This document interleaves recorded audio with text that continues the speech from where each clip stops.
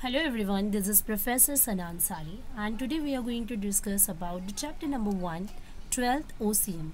This is our lecture 3 in which we will learn about the Henry Fayol's administrative theory of management, which is our commonly called as 14 common principles of management from the Henry Fayol's. Okay so आज के इस video में friends हम discuss करने वाले हैं कि 14 principles of Henry फेयोल्स क्या है.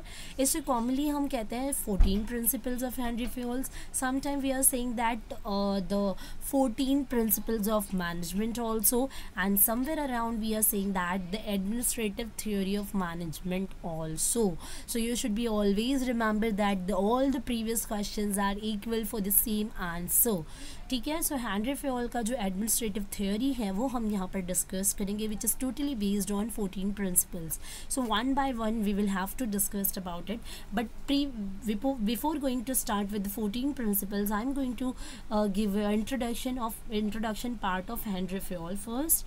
ठीक है. सो जो management thinker, he was a management thinker, you should be always remember that. So यहाँ पर ये कौन थे? मैनेजमेंट थिंकर थे. सो हेनरी फेयोल अगर आप देखोगे, so he was a French mining engineer. ठीक है. फिर उन्होंने he started his career as a mining engineer in a French mining company. Okay. And rose to the position of the chief managing director.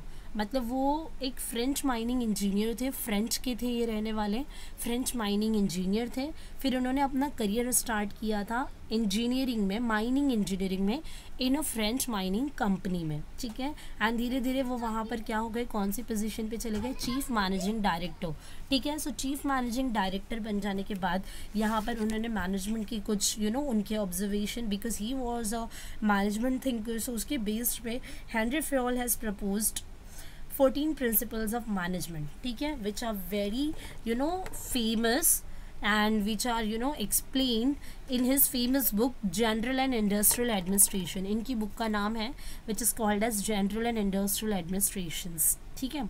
सो यहाँ पर हम देखेंगे कि उन्होंने मतलब किस तरीके से 14 प्रिंसिपल्स दिया है. और you should be always remember that the Henry Fayol's are also called as father of modern management because he has given as a 14 principles which was very influence the pattern of business organization and the management.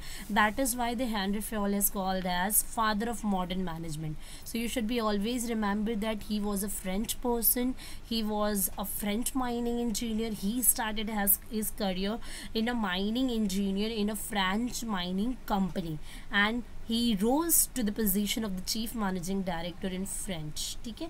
He has given our 14 principles of management and which is are totally and fully explained in his famous book which is called as General and Industrial Administrations. ठीक है. That is why he is also called as father of modern management. So you should be always remember that all these things for the objective purpose. ठीक है. So let's begin with the 14 principles of management. So we have first principle, that is principle of division of work. ठीक है. According to this principle, the work is divided into different kinds such as technical, financial, commercial, security operations, accounting and managerial. मतलब 14 principles में जो सबसे पहला principle है that is division of work, इसमें Henry Fayol ने हमें ये बताया है कि work should be divided among the different kind of departments. Department में क्या कर देना है, वर्क को डिवाइड करना है. जैसे कि अगर मेरा एक ऑर्गेनाइजेशन है जिसमें 50 लोगों का टीम है.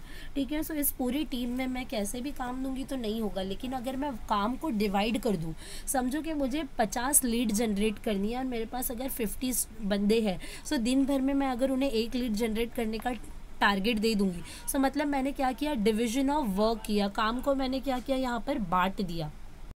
ठीक है. So division of work. So अगर या फिर बहुत बड़ी ऑर्गेनाइजेशन है, सो मैं वर्क का डिवीजन कैसे कर सकती हूँ, on the basis of my technical team, financial team, division of work. So हम यहाँ पर टेक्निकल, फाइनेंशियल, कमर्शियल या सिक्योरिटी, इसके बेसिस पे भी हमारे वर्क को क्या कर सकते हैं, डिवाइड कर सकते हैं। जैसे कि अगर कोई बड़ी ऑर्गेनाइजेशन है, सो वहाँ पर टेक्निकल टीम अलग होती है जो अब सिर्फ टेक्निकल टीम पे काम करती है। एक टीम होती है HR टीम जो सिर्फ HR प्रोसेस के लिए वर्कआउट करती है।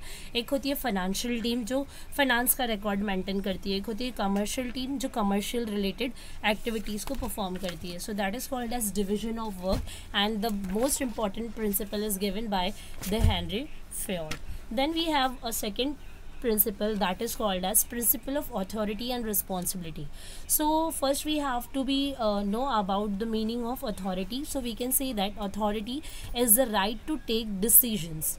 So it is necessary to get the things done appropriately from the subordinate side. So we need to be give them authority and responsibility. And when you have given the authority to the person, so responsibility will automatically work. So we can take the example. अगर आप किसी organization में किसी भी एक subordinates, superior होते हैं आपके managers, subordinates होते हैं आपके employees. So अगर आप किसी subordinate को कोई authority दे देते हो, so वो authority का मतलब हो गया कि आपने उसे दे दिया right to take decisions.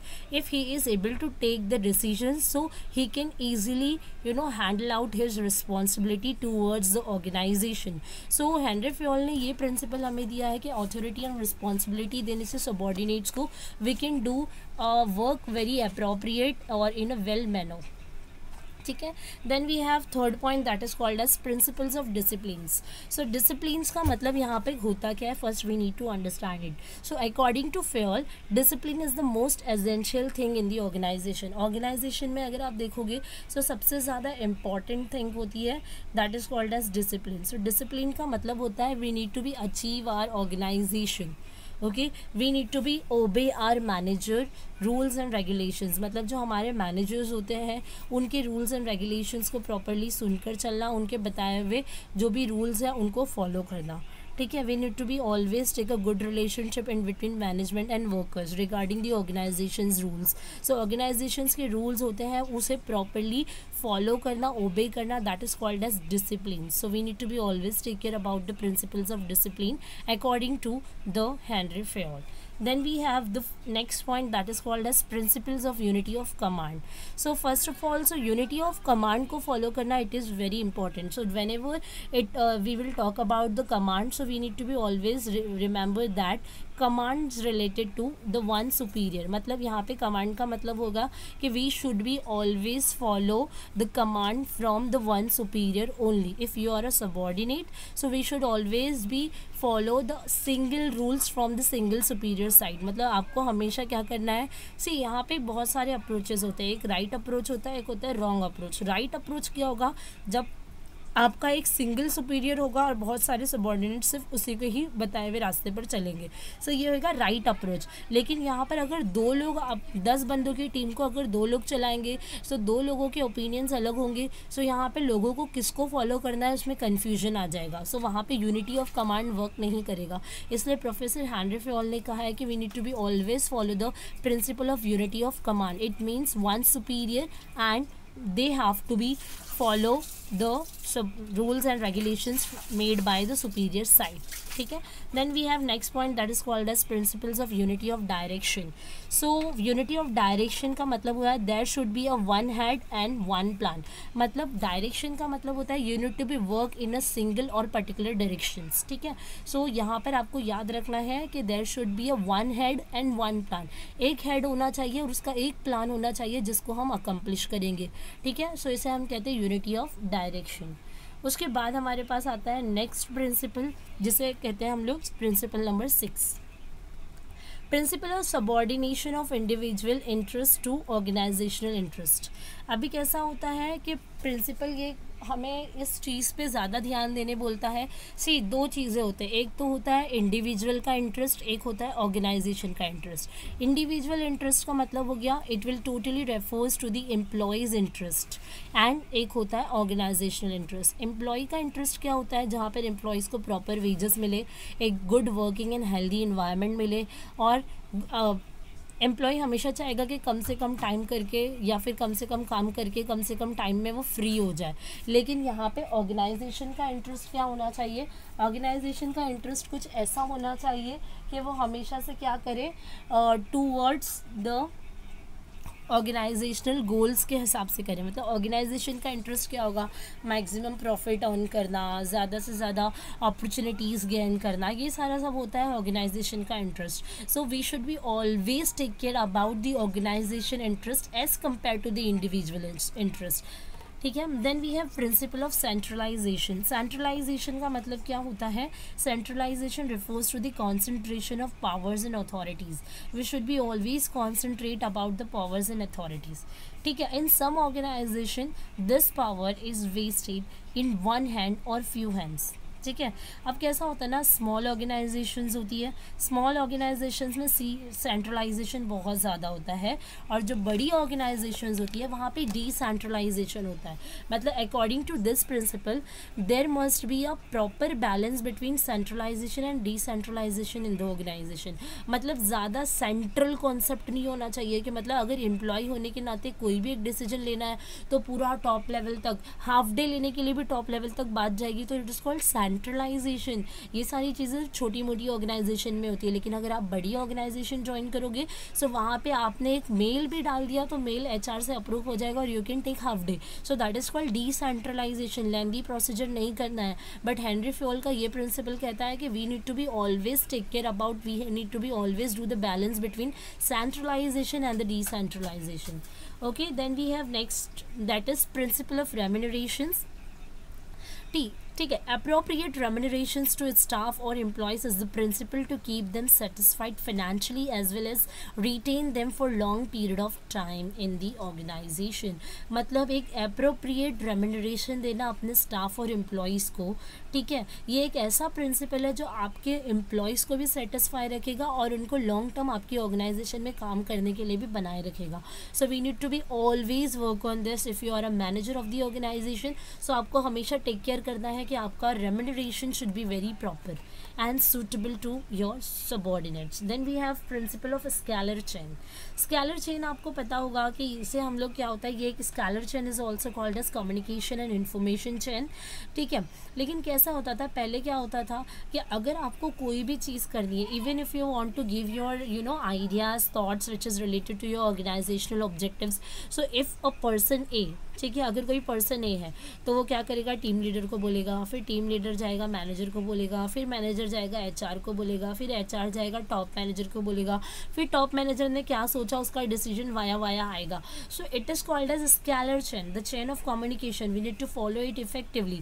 लेकिन यहाँ पर ये ज़रूरी नहीं होता, यहाँ पर ये ज़रूरी होता है स्केलर चेन को अभी यहाँ पर मॉडर्न कॉन्सेप्ट में इस पर ज़्यादा कॉन्सेंट्रेट नहीं किया जाता है।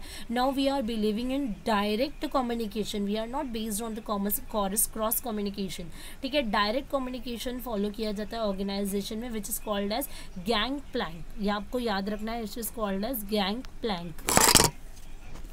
ठीक है। हम इसे क्या कहते हैं, गैंग प्लैंक कहते हैं। गैंग प्लैंक में क्या हो सकता है, अगर पर्सन ए को कुछ बात करना है टॉप लेवल से, सो ही और she can directly move to the top level management. ठीक है। So that is called as gang plank. ठीक है। Then we have principle of order. Principle of order का मतलब होता है a place for everything and everything in its place. मतलब order का मतलब होता है सारी चीज़ों का ऑर्डर में होना, इट इज़ वेरी इंपॉर्टेंट। अब ऑर्गेनाइजेशन में हम किसी चीज़ को रखते थोड़ी है फिजिकल चीज़ जो ऑर्डर में होगी, लेकिन whatever the activities you people are doing, all the activities are should be in the proper order. मतलब अ प्लेस फॉर एवरीथिंग, हर चीज़ के लिए एक प्लेस और टाइम होना चाहिए, and everything in its place, और सारी चीज़ों को अपने प्लेस और टाइम पे करना, that is called as principle of order. ठीक है। Then we have next point which is called as principle of equity. Principle of equity में अगर आप देखोगे सो यहाँ पर आप फेयर एंड फ्रेंडली एक एनवायरनमेंट आपने क्रिएट करना होता है with your subordinates. You should be very friendful and friendly, you are very fairful with your subordinates. So इससे क्या होगा, वो आपके साथ ज़्यादा इनिशिएटिव लेंगे और एंथुसियास्टिक मैनर में आपके काम को अकम्प्लिश करने के लिए ट्राई करेंगे। Then we have next point that is called as principles of stability of tenure. ठीक है।